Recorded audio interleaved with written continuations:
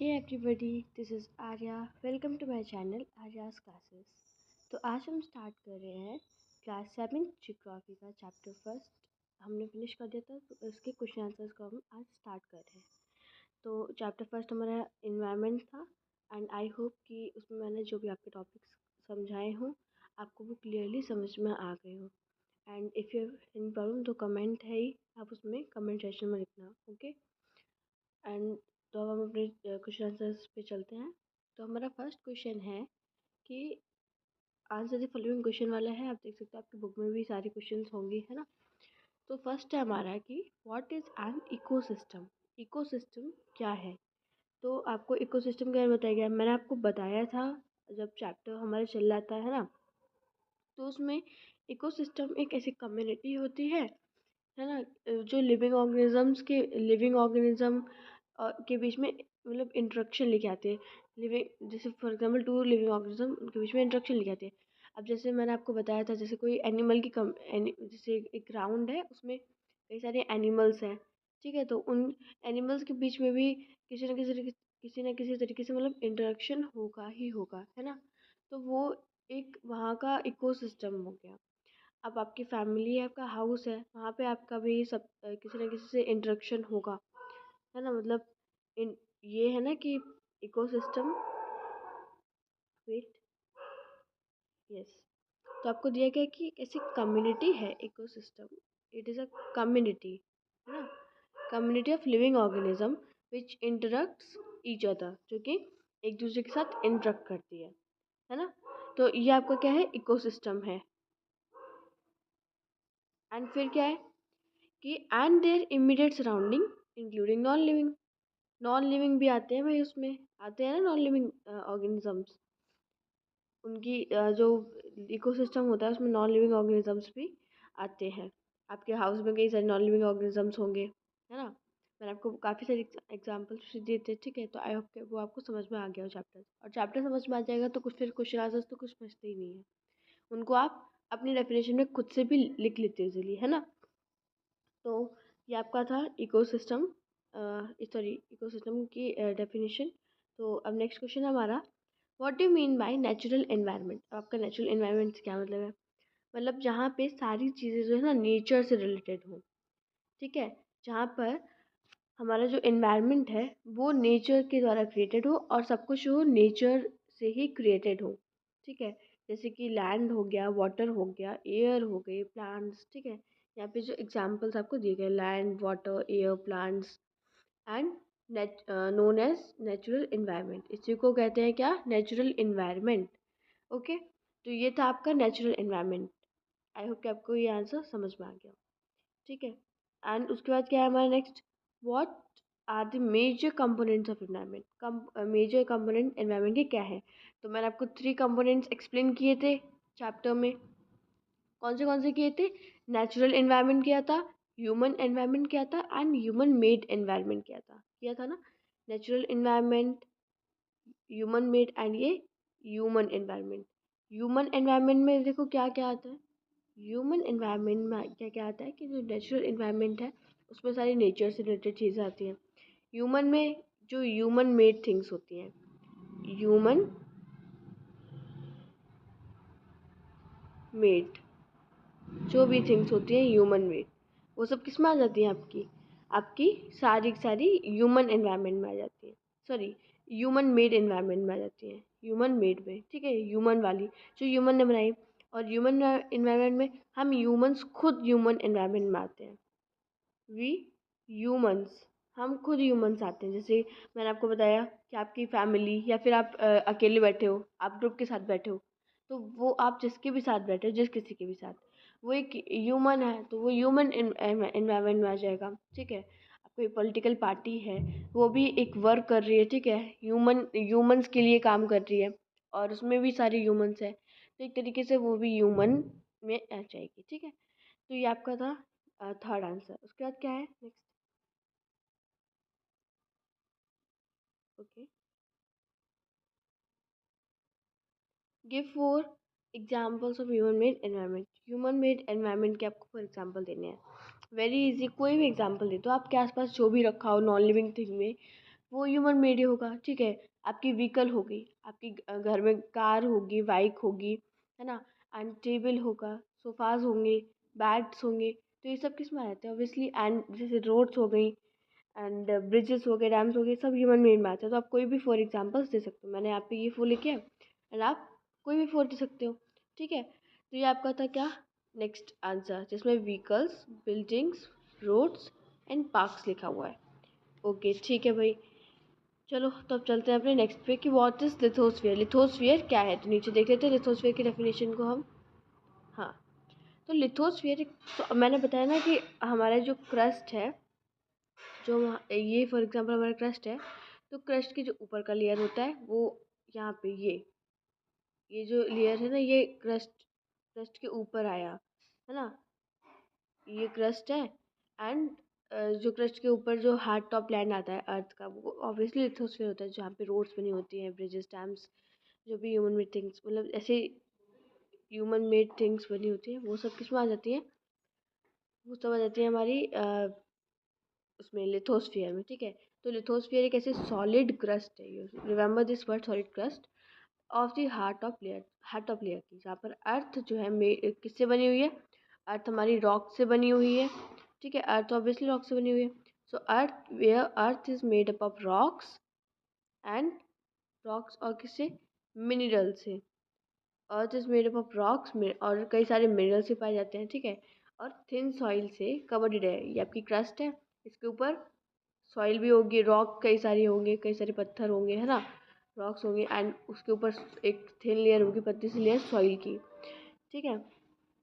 एक मतलब thin layer होगी किसकी, ये आपकी भाई सॉइल की, यहाँ पे एक थिन लेयर होगी, ठीक है। तो ये भाई आपका क्या है, लिथोस्फीयर है एक तरीके से। पर आपको इसमें फोर मेन पॉइंट्स याद रखने हैं। वो मेन पॉइंट्स क्या है, वेट, देखो मेन पॉइंट्स क्या है, इसको देख लेते हैं। मेन पॉइंट्स आपको यहाँ पे सॉलिड क्रस्ट याद रखना है, सॉलिड CRUST क्रस्ट, ठीक है।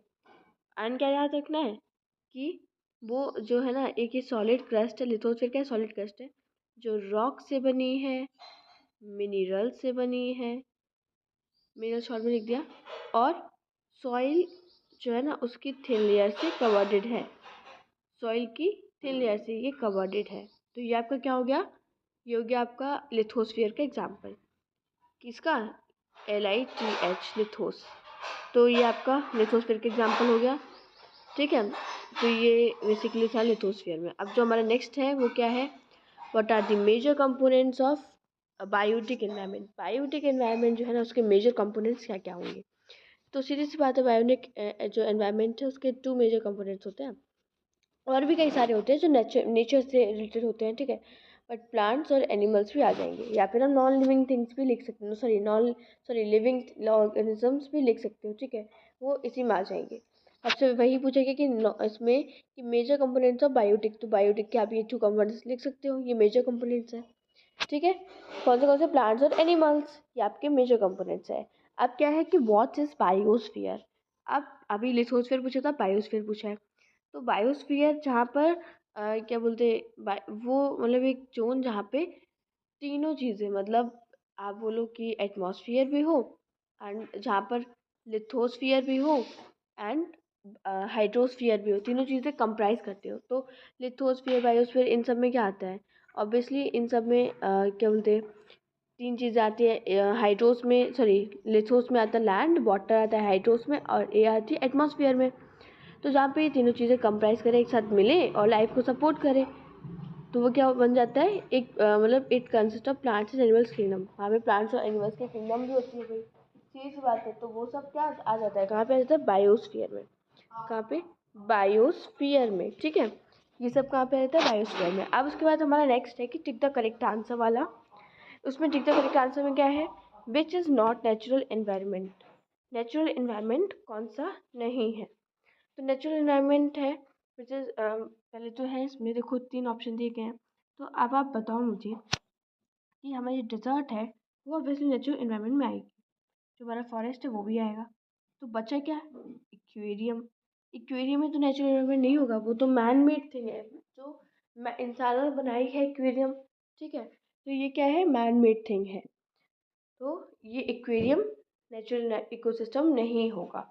ओके, तो अब क्या है नेक्स्ट हमारा, वेट, अगला है, हाँ जी, तो अब नेक्स्ट है हमारा कि which is not component of human environment. Human environment का कौन सा कंपोनेंट नहीं है। तो आपको यहाँ पे ना, आप अगर मतलब एक नज़र में देखो वही पहचान जाओगे आप कि ऑब्वियसली लैंड नहीं है।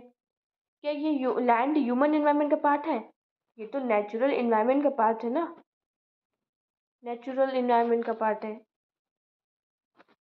ठीक है, तो ये ह्यूमन एनवायरनमेंट का भाई पार्ट नहीं है, तो इसलिए हमारा राइट आंसर क्या होगा, एंड। अच्छा, आपको एक और चीज़ ध्यान रखनी है इसमें, आपको ना यहाँ पे ये देखना है कि क्वेश्चन में नॉट लगा हुआ है, यहाँ पे भी नॉट लगा हुआ है। ठीक है, तो नॉट यहाँ पे नोटिस करना, ध्यान से क्वेश्चन को बस पढ़ लेना, आंसर तुरंत आ जाएगा।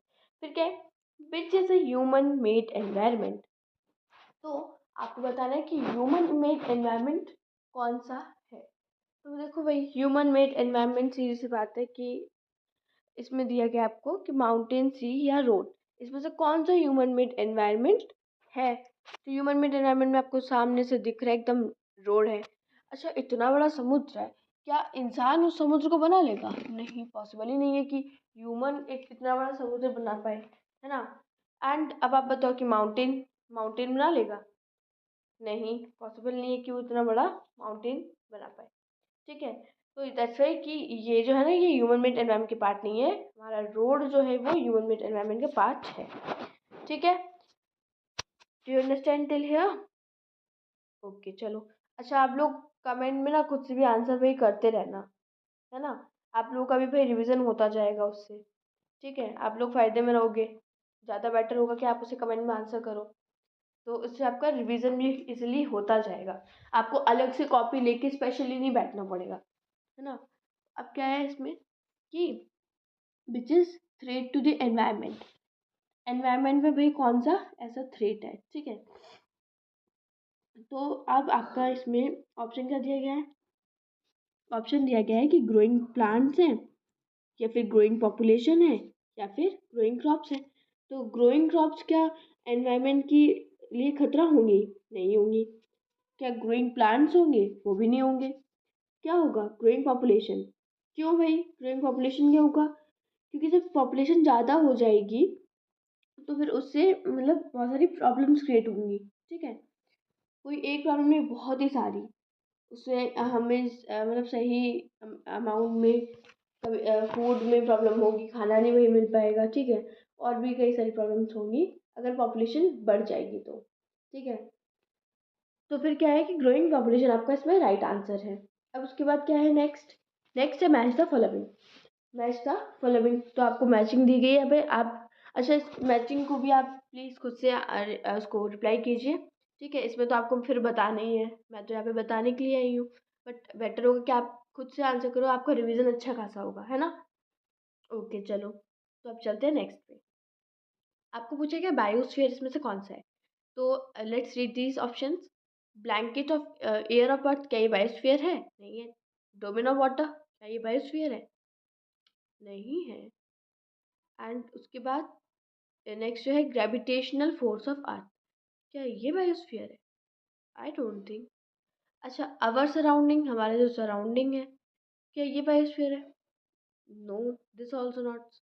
अच्छा, अब narrow zone where land water and air inter, हाँ मैंने बताया था जस्ट अभी आपको डेफिनेशन में, जहाँ पर ये तीनों चीज़ें मिल रही हो और लाइफ को सपोर्ट कर रही हो, वो हमारा बायोस्फीयर होगा, है ना। तो इसलिए यहाँ पर ये बायोस्फीयर फर्स्ट पॉइंट हो जाएगा। एंड उसके बाद नेक्स्ट क्या है, एटमॉस्फेयर। तो एटमॉस्फेयर आपने फर्स्ट में ही पढ़ा था, यहाँ पे क्या, blanket of air which surrounds the earth, ये आ जाएगी आपकी एटमॉस्फेयर में। Okay, blanket of air which surrounds the earth. Okay, तो ये आ गया फर्स्ट, ये हो गया आपका सेकेंड। ठीक है, अब थर्ड क्या है भाई, हाइड्रोस्फियर। तो ये भी आपने पढ़ा था, हाइड्रोस्फियर क्या है। हाइड्रोस्फियर जहाँ क्या है कि एक पानी का डोमेन है, डोमेन ऑफ वाटर। और कुछ तो इसमें दिया नहीं है। और हाइड्रोस्फीयर रिलेटेड होता है वाटर से ऑब्वियसली, है ना। तो हाइड्रोस्फीयर क्या है, डोमेन ऑफ वाटर।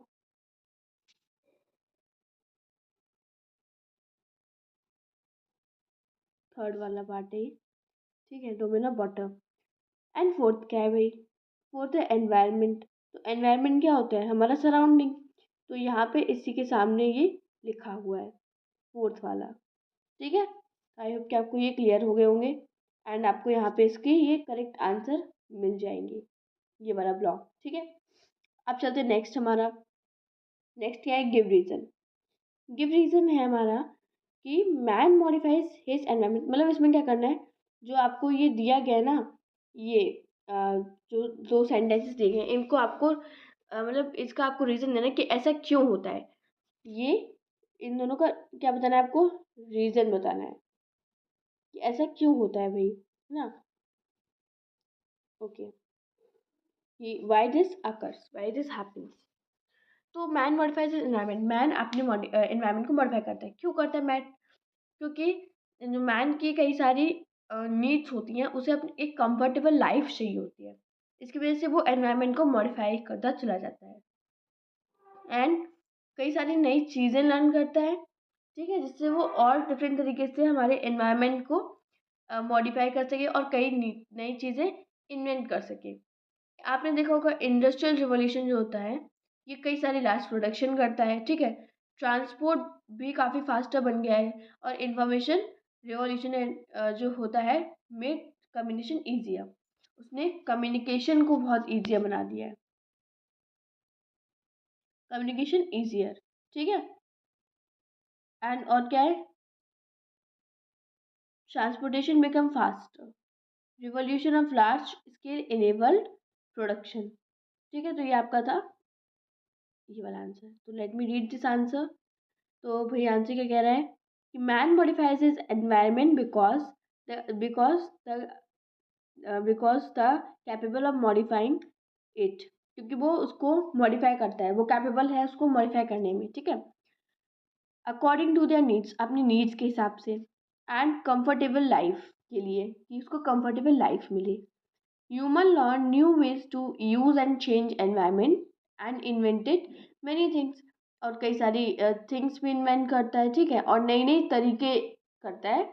अच्छा, मैंने आपको स्टार्टिंग में बताया था कि जो हमारा मतलब जो धीरे धीरे मॉडर्न टाइम चल रहा था, वो तो ठीक। जब अर्लियर ह्यूमन थे तब क्या हुआ था, ठीक है, तब तो कोई ऐसा इन्वेंशन नहीं था, तो वो कैसे रहते थे ये भी मैंने आपको बताया था। जब धीरे धीरे मॉडर्न टाइम भी रहता गया, तो फिर लोग थोड़ा जानने लगे और चीज़ें नई नई मॉडिफाई होने लगी, ठीक है। तो यही मतलब एक एग्जांपल दिया मैंने आपको।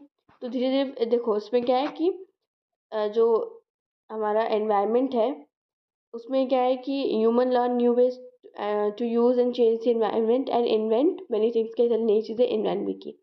फिर इंडस्ट्रियल रिवॉल्यूशन जो था, उसने लार्ज प्रोडक्शन किया, काफ़ी बढ़ा इंडस्ट्रियल रिवॉल्यूशन।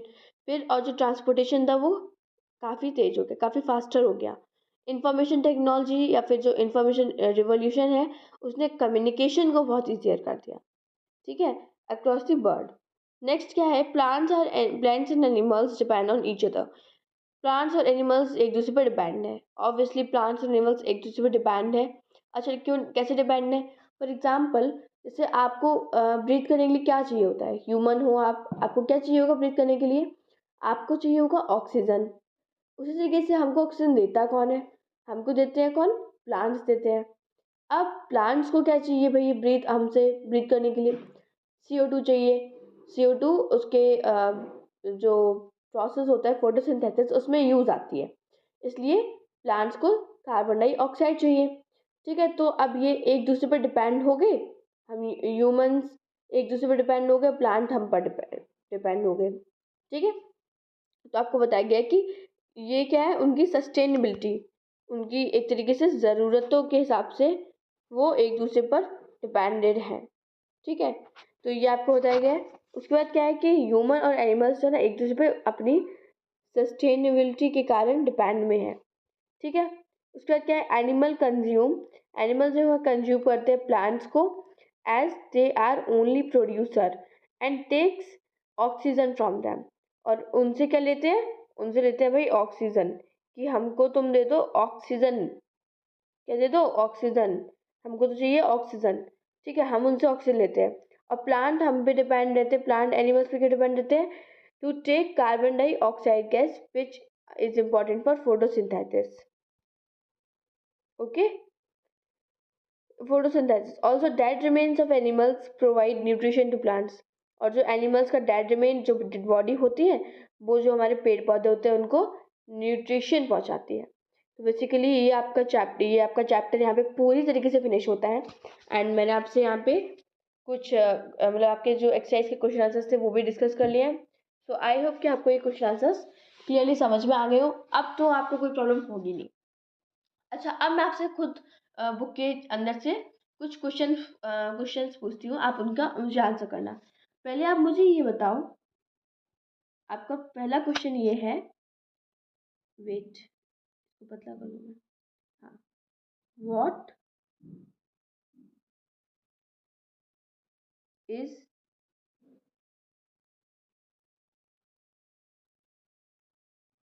Barter system. ये बार्टर सिस्टम जो है ना, ये भाई क्या है? ठीक है, तो इस बार्टर सिस्टम के बारे में कुछ बताओ ज़रा कि ये क्या है।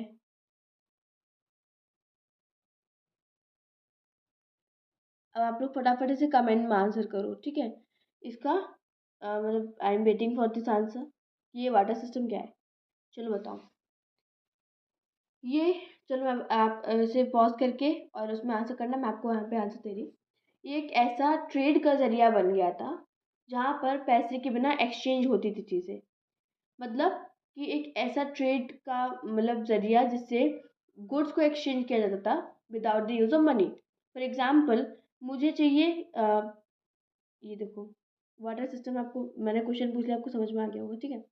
अब फॉर एग्जाम्पल मेरे पास ना क्या बोलते हैं, दालें नहीं है, ग्रेन्स नहीं है, और आप यहाँ पे खड़े हो, आप देखो मैं ब्लू कलर पे खड़ी हूँ and you are standing in green colour, और आप कह रहे हो कि मेरे पास राइस नहीं है। तो मैंने कहा कि भाई मेरे पास नहीं है क्या, ग्रेन्स, ठीक है, आपके पास यहाँ पे ग्रेन है, आप ये खड़े हो, मैं ये आर राइस खड़ी हूँ, ठीक है। मेरे पास जो है ना, मैंने कहा कि भाई मेरे पास नहीं है राइस, सॉरी मेरे पास नहीं है ग्रेन्स, और आपने कहा मेरे पास नहीं है राइस, ठीक है। तो अब क्या होता है कि मैंने कहा कि भाई देखो मेरे पास ना ये कुछ राइस रखे हैं, क्योंकि मैं ये खड़ी हूँ ग्रीन कलर में अपने साथ राइस लिए हुए, आप ये जी ग्रेन्स लिए खड़े हो। अब क्या हुआ कि हम दोनों ने एक दूसरे को एक्सचेंज कर दिया, मतलब आपने ना मुझे अपने ग्रेन्स दे दिए और मैंने आपको अपने राइस दे दिए, जितने आपने ग्रेन्स दिए उतने मैंने राइस दिए, ठीक है। तो हमारी नीड जिस चीज़ की थी, तो हमने उससे ट्रेड कर लिया, पर यहाँ पर कहीं मनी का यूज़ नहीं हुआ, मनी का यूज़ नहीं हुआ। So that's all water system. तो ये आपका क्या था, वाटर सिस्टम था, ठीक है। तो आई होप कि वाटर सिस्टम आ गया होगा समझ में आपको, एंड आई होप कि आ भी जाना चाहिए, ठीक है। तो वाटर सिस्टम आप क्या, आपको समझ में, इकोसिस्टम का मैंने आपसे पूछ लिया था। अब जरा बता दो, वर्ल्ड एनवायरनमेंट डे कब सेलिब्रेट हुआ था, ये मैंने आपको बीच में भी पूछा था, है ना। चलो, बीच में पूछा तो अब आप बता सकते हो मुझे, तो बताओ world environment day. Very easy, 5 जून, स्पेलिंग जून, 5 जून, ठीक है, वेरी इजी, 5 जून को ये सेलिब्रेट होता है, ठीक है। अच्छा, अब बताओ कि जो ये एनवायरनमेंट वर्ड है ना, ये एनवायरनमेंट वर्ड,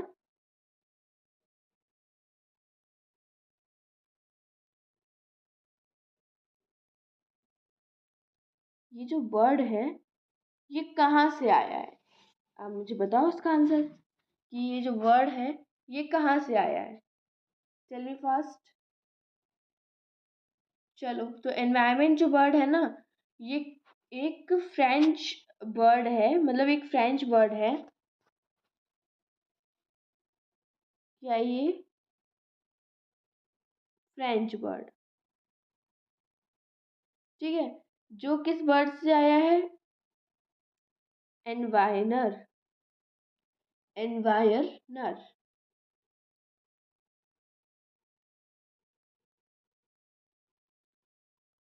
वी बनाई है, डोंट कंफ्यूज कि ये आर है, ठीक है, ये भी बनाए, ये आर बनाए, थोड़ा सेम सेम सा लग रहा है ना, ठीक।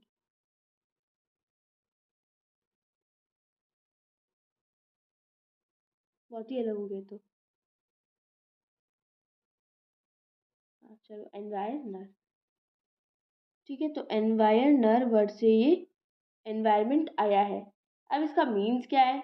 इसका मीन्स है नेबरहुड, हमारे जो आसपास में है, जो हमारे जो हमारा नेबरहुड है वो एनवायरनर है, नेबरहुड।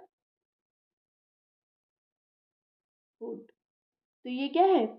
ये आया है फ्रेंच वर्ड जो है ना एनवायरनर से, जिसका मीन्स क्या है? एनवायरनर। तो ये आपका यहाँ पे जो था ना लास्ट क्वेश्चन था, एंड आई होप कि आपको समझ में आ गया हो। अब एटमॉस्फेयर जो है, एटमॉस्फेयर और हाइड्रोस्फीयर के बारे में आप एक बार देख लेना, एंड एबायोटिक के बारे में, जो आपकी बुक में ये क्वेश्चन नहीं था, ठीक है। तो चलो चलते हैं, यहाँ पे अपनी वीडियो को एंड करते हैं। Thank you so much, and अब मिलते हैं नेक्स्ट वीडियो में। तो till then thank you so much, take care, bye.